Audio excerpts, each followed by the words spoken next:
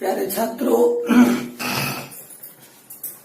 कल के वीडियो में मैंने आप लोगों को न्यू लर्नर की तरह यानी नवसिखुए लड़के की तरह जो आप 10 क्लास से पास करके आए हो, हमने कुछ टर्म लिखाए थे और उसका हमने आप लोगों को कुछ डिफिनेशन दिया था कि एटम आप किसको कहोगे, आप मॉलिक्यूल किसको कहोगे, आप आयन किसको कहोगे।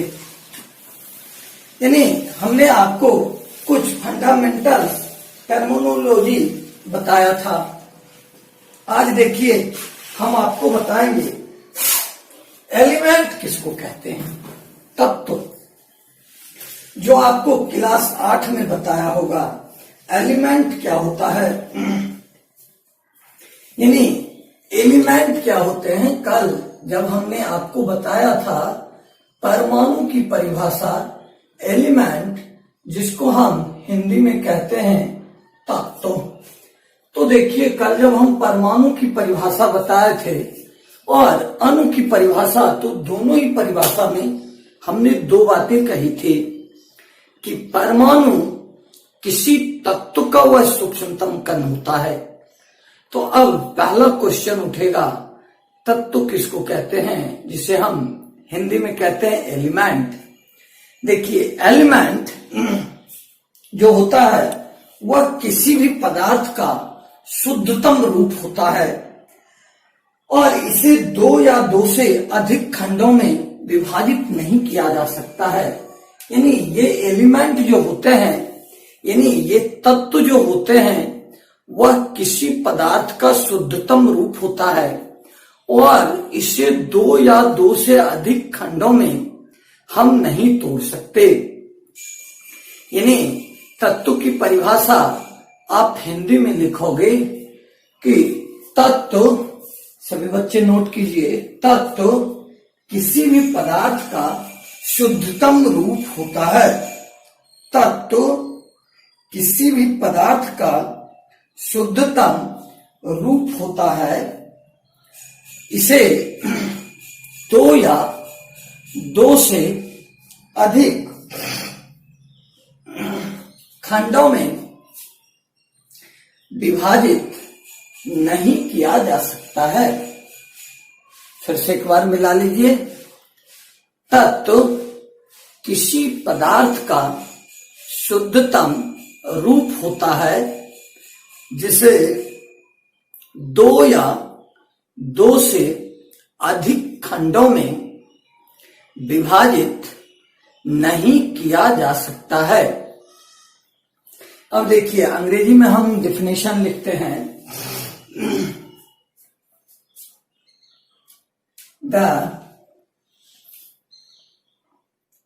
Purest form of a matter, the purest form of matter which cannot be subdivided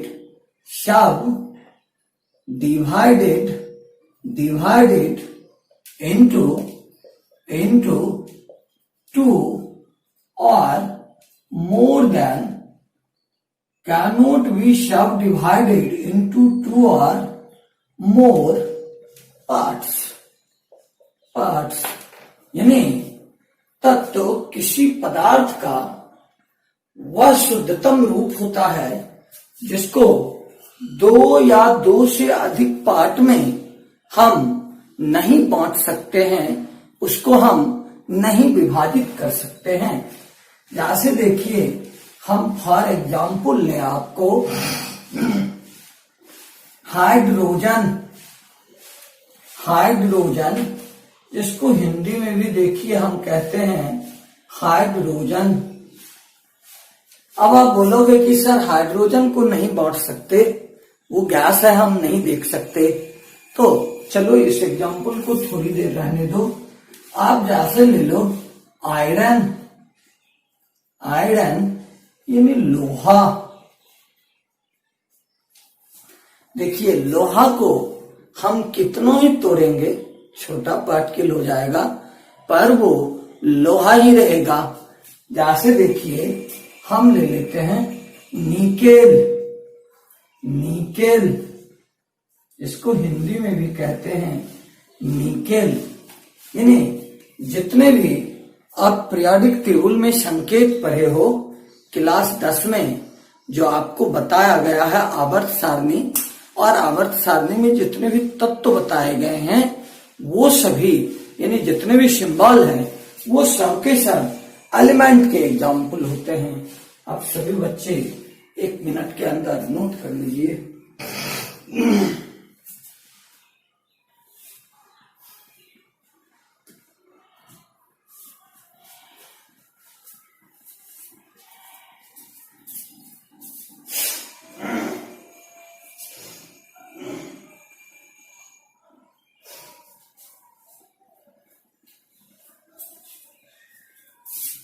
अब देखिए एलिमेंट लिखने के बाद आपको एक और टर्म देखिए, हमने कल हमने बताया था आपको कि परमाणु जो होते हैं वो तत्व का सूक्ष्मतम कण होता है। और देखिए जब हमने मॉलिक्यूल यानी अणु की परिभाषा बताए थे तो उसमें बताया था कि किसी पदार्थ का सूक्ष्मतम कण, वो पदार्थ के सूक्ष्म कण जो कि अणु होते हैं, तो अणु का उदाहरण हमने दिया था कि अणु एलिमेंट का भी हो सकता है और किसी कंपाउंड का भी हो सकता है।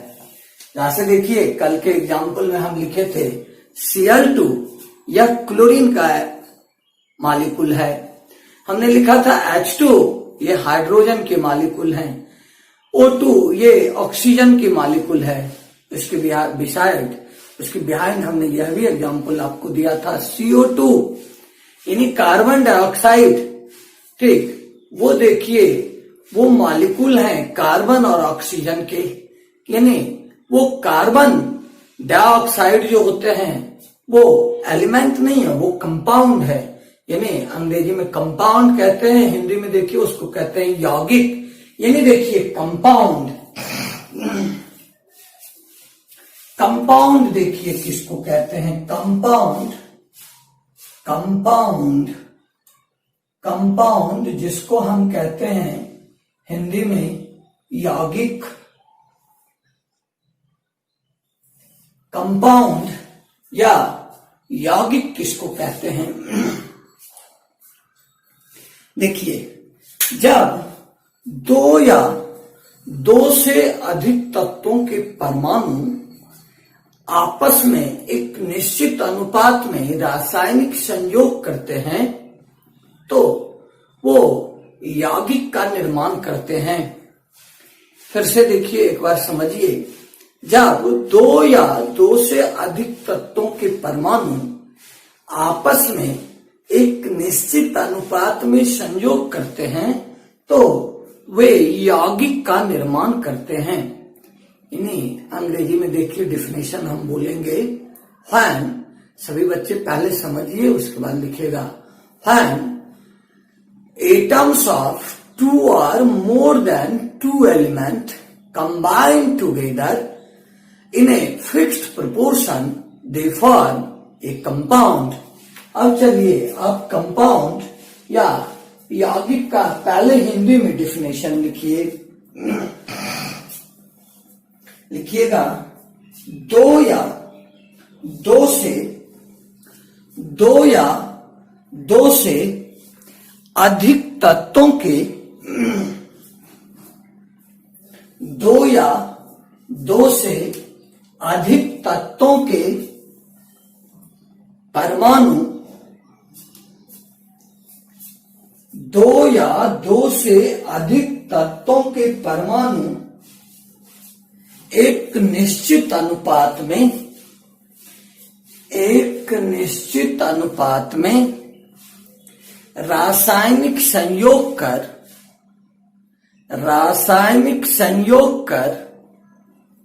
यौगिक का निर्माण करते हैं।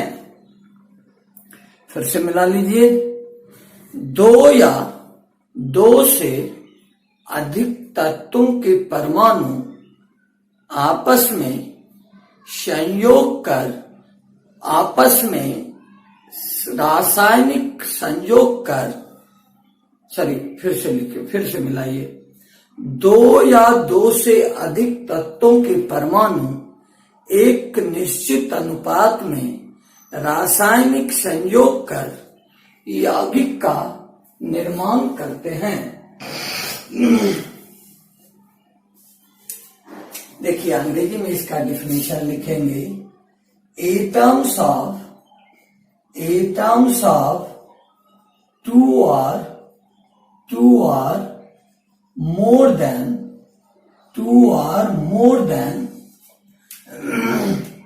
two element, atoms are two or more than two elements chemically combine together in a fixed proportion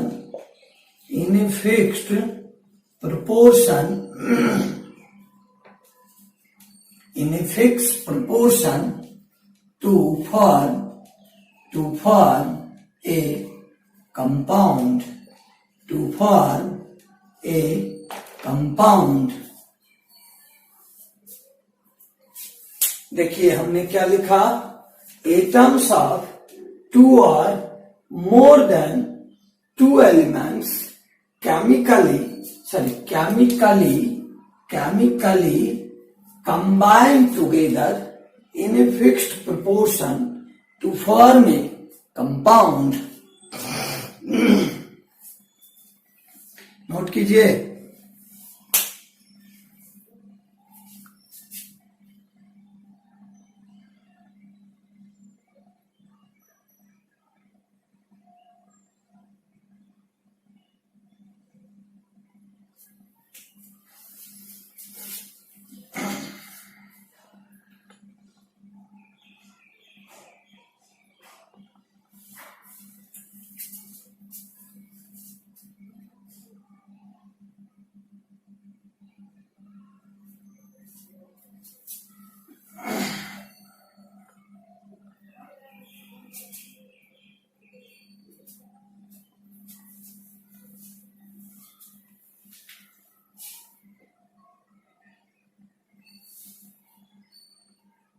सभी बच्चे नोट भी करते जाइए।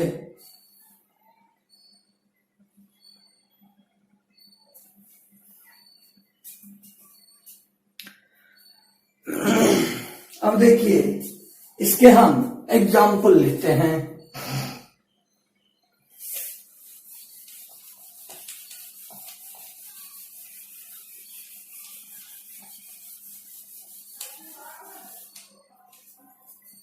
देखिए इसका एग्जाम्पल देखिए, हम पहला एग्जाम्पल देखिए इसका लेते हैं।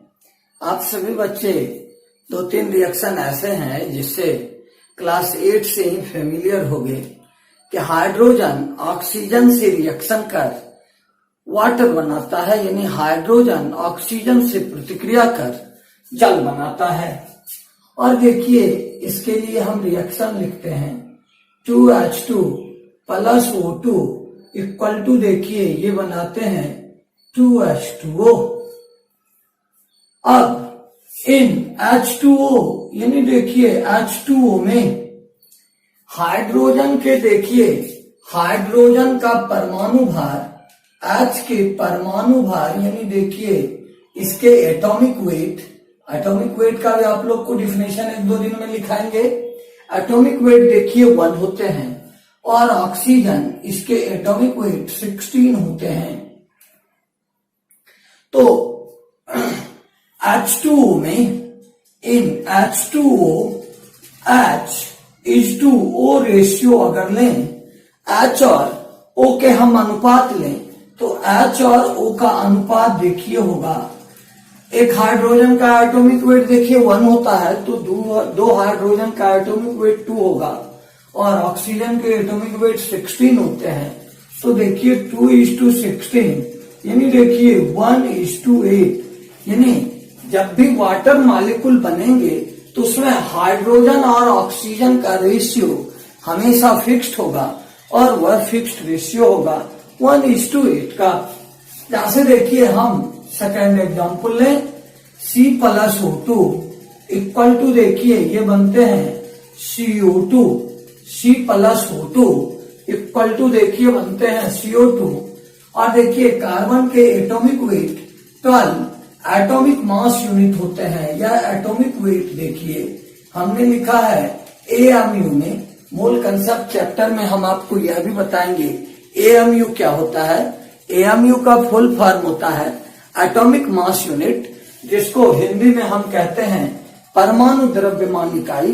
थोड़ी देर बाद लिख लेते हैं, पहले इसको लिख लेने दीजिए। इन CO2 देखिए C:O रेशियो होंगे 12:32, यानी देखिए 3:8, यानी कार्बन डाइऑक्साइड में कार्बन और ऑक्सीजन के अनुपात 3:8 में हमेशा होंगे।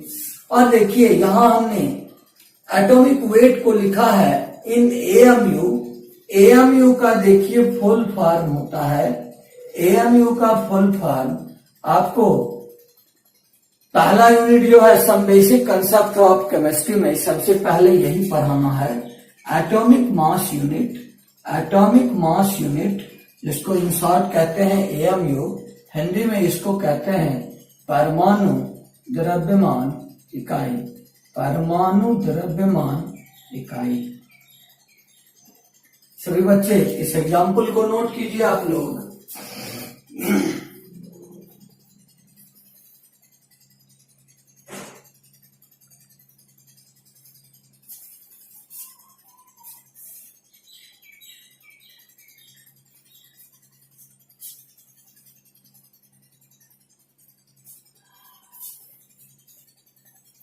आप सभी बच्चे नोट कर लिए होंगे। देखिए आपको क्लास 9 में देखिए जब परमाणु संरचना चैप्टर यानी एटॉमिक स्ट्रक्चर चैप्टर पढ़ाया गया होगा तो एटम के बारे में सबसे पहला थ्योरी एक बताया गया होगा, यानी परमाणु के बारे में पहला सिद्धांत बताया होगा, हिंदी में जिसको कहते हैं डाल्टन का परमाणु सिद्धांत, अंग्रेजी में देखिए कहते हैं डाल्टन्स एटॉमिक थ्योरी। तो हम आपको एटम के बारे में बता रहे थे। एटम के बारे में आपको काफी लंबा चौड़ा पढ़ना है, पूरा का पूरा एक यूनिट है जो एटम के स्ट्रक्चर के बारे में बताएगा, यानी परमाणु की बनावट के बारे में आपको बताएगा कि परमाणु में इलेक्ट्रॉन, प्रोटॉन और न्यूट्रॉन का अरेंजमेंट कहाँ होता है, इलेक्ट्रॉन क्या होते हैं, प्रोटॉन क्या होते हैं, वो किस डायरेक्शन में होते हैं। और फर्स्ट चैप्टर जो आपके सिलेबस का है some basic concepts of chemistry, उसमें एटम के वेट, मोल सबके बारे में आपको पढ़ने हैं। तो देखिए एटम के बारे में सबसे पहला थ्योरी दिया गया है, उस थ्योरी को देखिए हम कहते हैं Dalton's atomic theory, Dalton's atomic theory, Dalton's atomic theory, जिसको देखिए हम हिंदी में कहते हैं डाल्टन का परमाणु सिद्धांत, डाल्टन का परमाणु सिद्धांत। यानी परमाणु के बारे में पहली परिकल्पना डाल्टन नाम के साइंटिस्ट के द्वारा दी गई थी, और यह परिकल्पना देखिए 1808 ईस्वी में दी गई थी।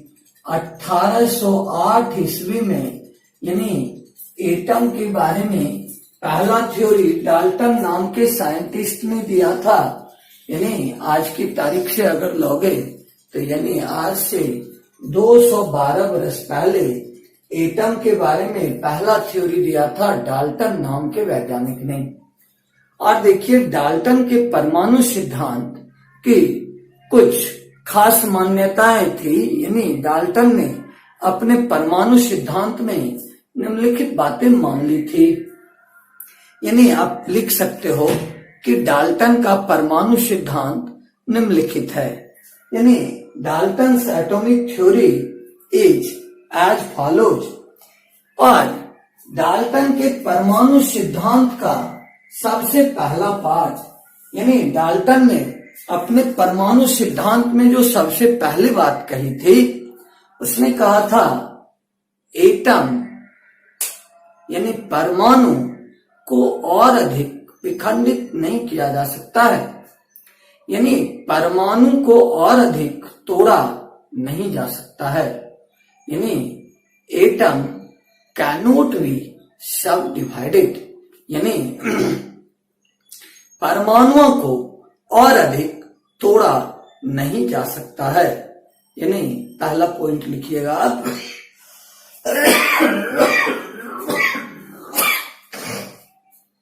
यानी डाल्टन्स के परमाणु सिद्धांत का पहला भाग लिखिएगा, परमाणु अविभाज्य, परमाणु ऐसे लिखिएगा अविभाज्य, ब्रैकेट में लिख दीजिएगा इनडिविजिबल, इनडिविजिबल यानी डिवीजन के लायक नहीं, यानी इसका खंडन नहीं हो सकता है। परमाणु अविभाज्य होते हैं। यानी डाल्टन के परमाणु सिद्धांत का पहला भाग है कि परमाणु अविभाज्य होते हैं, अर्थात परमाणुओं को और अधिक नहीं तोड़ा जा सकता है।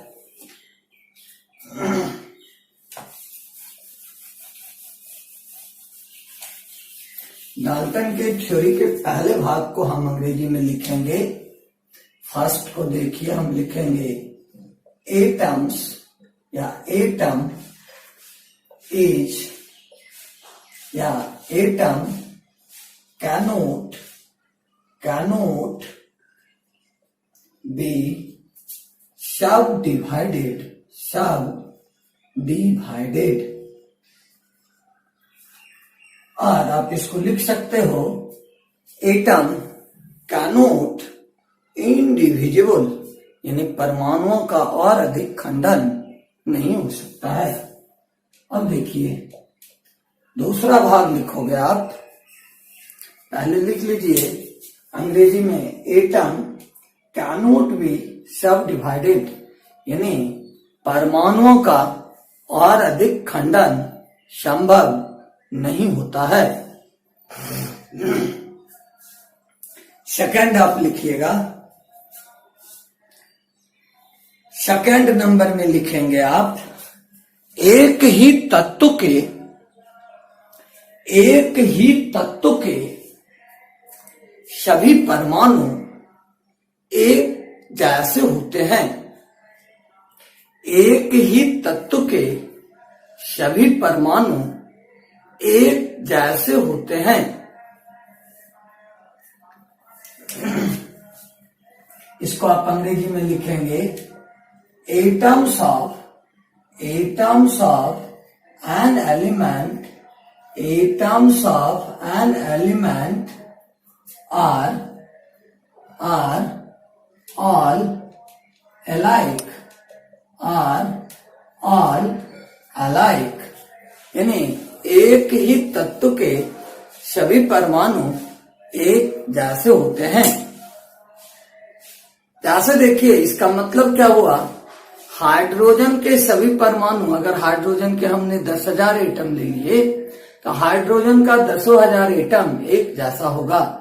नाइट्रोजन के हमने 10 एटम ले लिए तो नाइट्रोजन के 10 एटम एक जैसे होंगे। देखिए इस डाल्टन एटॉमिक थ्योरी का पहला पार्ट और दूसरा पार्ट ये, और इसके आगे बताएंगे तीसरा पार्ट, ये तीनों पार्टें गलत साबित हो गई है। बट इस थ्योरी के अगले जो 3 भाग हैं वो आज भी सही है। यानी यह जो डाल्टन ने अपने एटॉमिक थ्योरी में माना था कि atoms cannot be subdivided and atoms of an element are all alike, ये दोनों बातें पहले से ही गलत साबित हो चुकी है। और अब आप तीसरा लिखेंगे, थर्ड में लिखेंगे भिन्न भिन्न तत्वों के परमाणु, भिन्न भिन्न तत्वों के परमाणु, भिन्न भिन्न तत्वों के परमाणु आपस में, भिन्न भिन्न तत्वों के परमाणु भिन्न भिन्न तत्वों के परमाणु भिन्न भिन्न प्रकार के होते हैं। थर्ड में देखिए अंग्रेजी में लिखेंगे एटम्स ऑफ या atom of different elements, atom of different elements, atom of different elements, elements are different, are different. यानी हिंदी में हमने लिखाया कि भिन्न भिन्न तत्वों के परमाणु भिन्न भिन्न प्रकार के होते हैं। यानी अलग अलग तत्व लोगे आप तो उसके परमाणु अलग अलग तरह के होंगे। जैसे हाइड्रोजन का जो परमाणु होगा वह हीलियम के जैसा नहीं होगा, जैसे नाइट्रोजन के जो एटम होंगे वो ऑक्सीजन के जैसे नहीं होंगे। ठीक, जैसे देखिए सोडियम का जो परमाणु होगा वह मैग्नीशियम के जैसा नहीं होगा। यानी देखिए, यानी डाल्टन ने अपने एटॉमिक थ्योरी में ये जो 3 बातें कही, ये तीनों बातें अभी तक जो आप पढ़ के आए हो उसमें तीनों ही बातें गलत साबित हो चुकी है। जैसे देखिए आपने पहला लिखा है परमाणु अविभाज्य होते हैं, यानी एटम कैन नॉट बी सब डिवाइडेड। लेकिन आप क्लास 9 में ही पढ़ लिए हो कि परमाणु के 3 मौलिक कण होते हैं, यानी there are 3 fundamental particles of an atom. यानी परमाणु के 3 मौलिक कण होते हैं, इलेक्ट्रॉन, प्रोटॉन एंड न्यूट्रॉन। आप वहां ये भी पढ़े होंगे इस 3 फंडामेंटल पार्टिकल के अलावा एटम में 38 टाइप के दूसरे भी पार्टिकल पाए जाते हैं, जिसमें Mason, positron, neutrino, anti neutrino, positive Mason, negative Mason इत्यादि होते हैं। यानी परमाणु को तोड़े जा सकते हैं। यानी डाल्टन एटॉमिक थ्योरी का यह पार्ट गलत है। सेकेंड पार्ट देखिए क्या लिखा है, atom of an element are all alike. आप सेकंड में ये पढ़ रहे हो कि एक ही तत्व के सभी परमाणु एक जैसे होते हैं। तो आपने पढ़ा होगा कि कार्बन एटम भी 3 तरह, यानी एलिमेंट कार्बन भी 3 तरह के एटम रखते हैं, जिसको हम आइसोटोप कहते हैं, हिंदी में समस्थानिक कहते हैं। यानी कार्बन के एटम भी 3 टाइप्स के होते हैं। एक कार्बन एटम होता है जिसका एटॉमिक नंबर 6, मास नंबर 12 होते हैं। दूसरे का एटॉमिक नंबर 6, मास नंबर 13 होता है।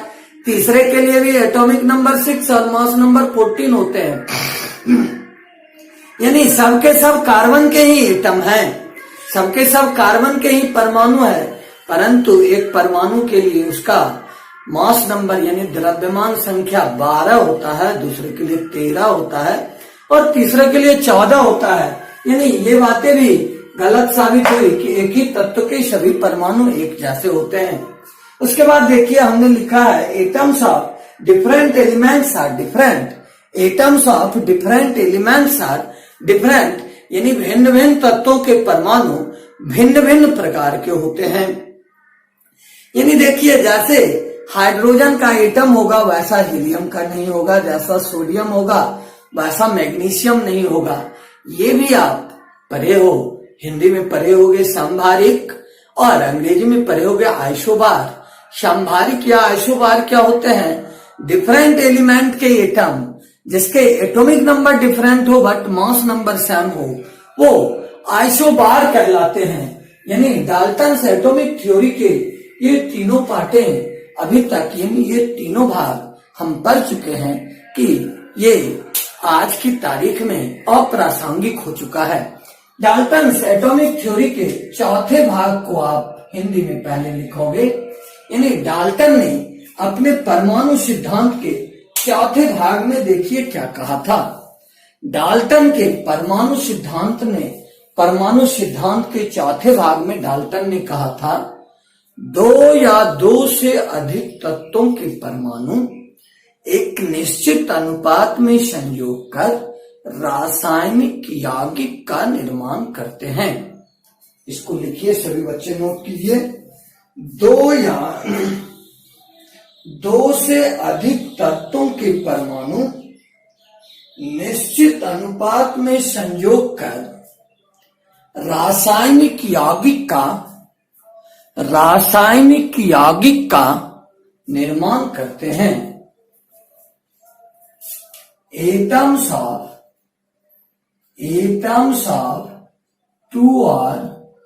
two or more than two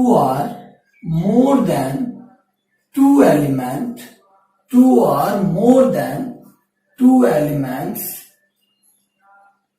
combined together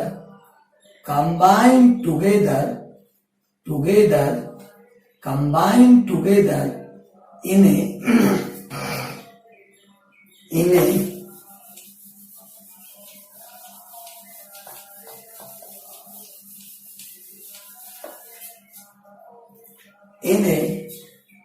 fixed proportion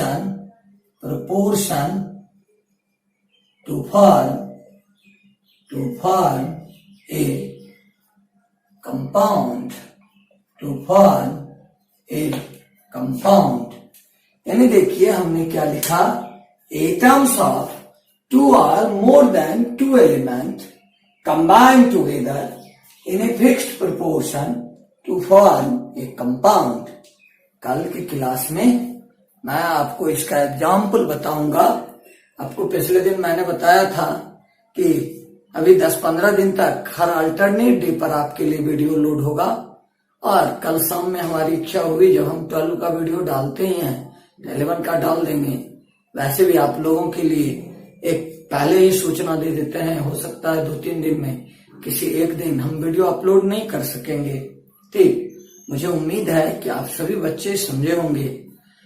देखिए, अजीत सर के क्लास में किसी बात को खोपड़ी में फिट किया जाता है, कॉपी पर खाली लिखाया नहीं जाता है। आप सभी बच्चे इन बातों को ध्यान में रखेंगे। मैं कोशिश करूंगा आपको बेहतर से बेहतर सिखा सकूं। मैंने एकदम ग्राउंड फ्लोर से शुरू किया है। ये सारी बातें 8-9 क्लास की है, और 2-4-10 क्लास बेसिक देने के बाद मैं आपको पढ़ाऊंगा। आपको खुद ब खुद फर्क पता चल जाएगा 10 दिन में आपके अंदर क्या प्रोग्रेस हुआ। मुझे उम्मीद है कि आपको हमारा लेक्चर पसंद आया होगा। अगर पसंद आया तो हमारी वीडियो को लाइक कीजिए, अपने दोस्तों में शेयर कीजिए, और हमारे चैनल को सब्सक्राइब कीजिए। ज्यादा से ज्यादा सब्सक्राइबर बढ़ाइए ताकि मैं आप लोगों से लाइव आ सकूं, और आपके सभी दोस्त इस समय घूम रहे होंगे उसे मोटिवेट कीजिए, उसको प्रमोट कीजिए, हमारे चैनल को देखें और जितना ज्यादा से ज्यादा फायदा ले सकें। धन्यवाद। इसके बाद नए वीडियो में फिर कल मुलाकात होगी।